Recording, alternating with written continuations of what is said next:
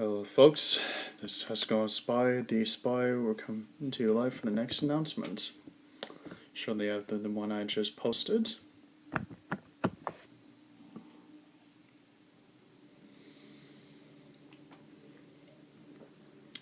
Now,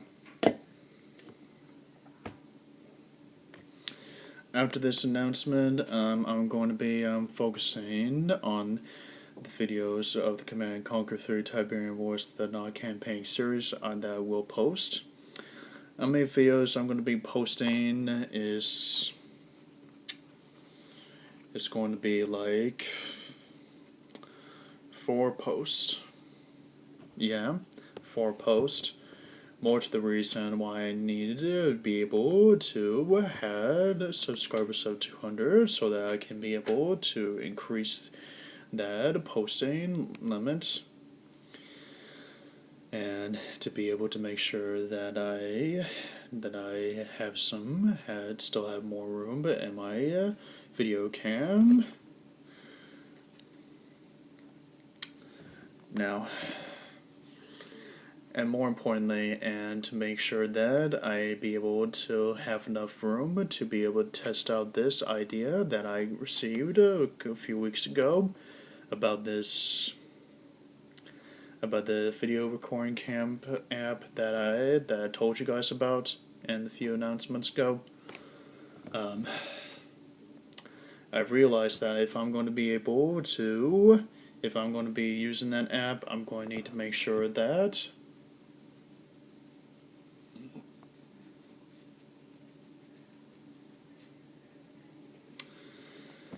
I be able to have enough space for that app. Because right now I am just doing it the best of what circumstances I can to be able to make sure that I have enough space for it, and to be able to have enough space to do a lot of things of what I promised to for what you guys desire most and what you guys want most from my channel, of what I promised to you guys about. And I wanted to fill in some things I'm going to be talking to you guys about. I understand that some of you guys, or at least I hope most of you guys, had checked out the Yugioh GX campaign series I've completed months ago,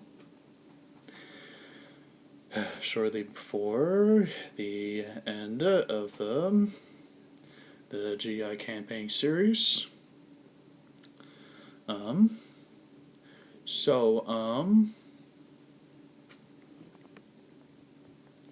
With that being said, I want you guys' opinions about if I should be able to make changes about 5d's and such, because 5d's campaign series don't have a lot of interesting episodes of what it has, what it should have. So, I'm thinking about to be adding some characters other than the HexagonalSpy into the plot of the series mix, from the characters of Arc-v from the Synchro Dimension. It's not going to be much from the Yu-Gi-Oh! Legacy of the Duelists. It's just going to be some of the Arc-v characters that you guys like about. One of them being, for instance, Yugioh, and probably this Dual Chaser 227. He's definitely going to be the hard-ass bad guy that's going to probably change, like what happened with Trudge, with Yusei. Yeah.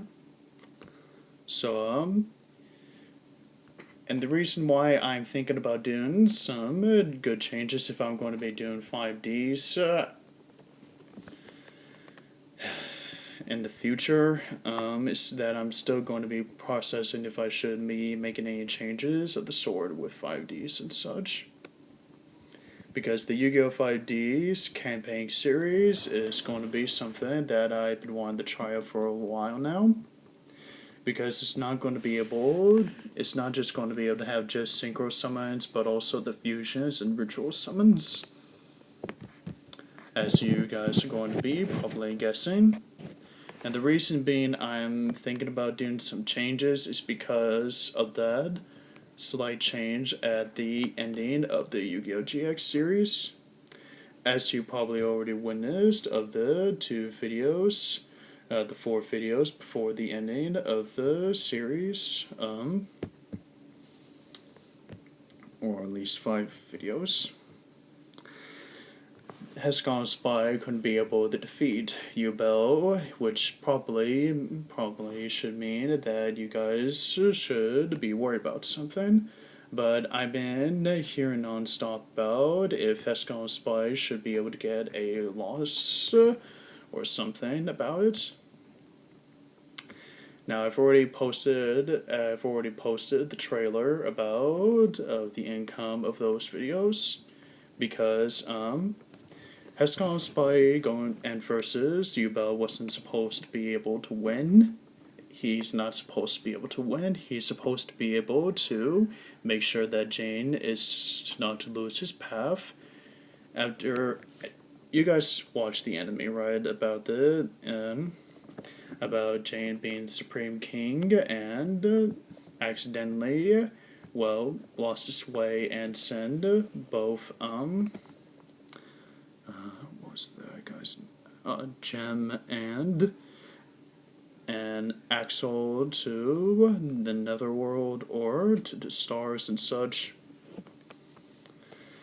And when Alistair and Sane saw what Axel and Jim did for Jane, they wouldn't want to be able to let their sacrifice to be in vain. And about the reasons about why they wanted to make sure that Jane doesn't lose his path, or to be making sure that he's ready to face either Jessie that's being controlled by Yubel or Yubel herself. And after Sane asked her and Sane to be able to make sure that Jane doesn't lose his path, HexagonalSpy was determined and resolved to be able to follow those paths. Alright, he wasn't going to be playing to be able to just to win. He was playing to be able to make sure that Jane is to be reminded and to make sure that he follows his original path before he end up as the Supreme King. And after understanding what Jane has become, he was determined to make sure that Jane doesn't be able to lose his own way, to be able to make sure that he stays on the path of being a hero, of being the Jane Yuki that he remembers, that he taught to. Keep an eye out to watch over him, what Yuki has instructed him to do. So when HexagonalSpy did lose against Yubel, Jane was upset about his loss, but he was able to understand about why he did it in the middle of the duel, during his duel with Yubel. Is because he was able to make sure that Jane remembers his way, remembers what he needed to do to be able to not only defeat Yubel, but to be able to save Yubel. And that's pretty much a good deal on that point.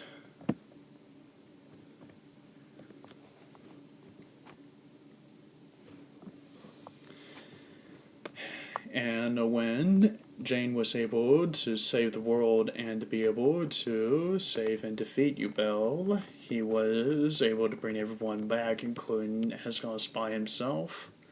And when going up against Darkness, he's going to let Jane to be able to handle this one because of the fact that it's Jane's time to be able to finish his journey completely. And when Wing Creepo said that Jane just needed to go somewhere, HexagonalSpy was able to pick that right up. What he meant means that he knows that Yugi was in Dual Academy, in the same room where Yugi's deck, legendary deck, is at. And about the purpose and when Yugi said that he has lost what it means to be able to have what it means to be able to duel, he and HexagonalSpy was able to make sure that Jane was able to remind him on that path.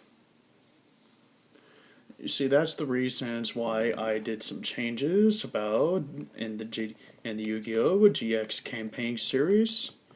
I know that it may take the fun about from the original, and that you guys are probably a little bit upset about it. But I hope you guys to be able to see about why I did it. And I'm probably going to be able to do some changes with 5d's, but that's in the future. That's going to be happening into later chapters. It's probably going to be happening in chapter 4, but that's going to be something after the big surprise I'm going to be unveiling to you guys.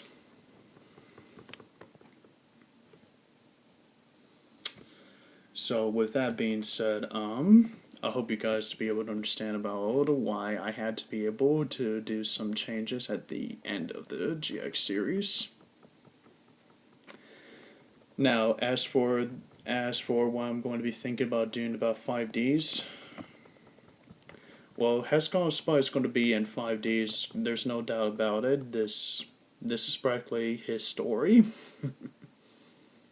This is his story. He's one of the protagonists and teacher, and practically a father figure. And as a teacher figure that was able to show people a lot of things of what he knows throughout the years, being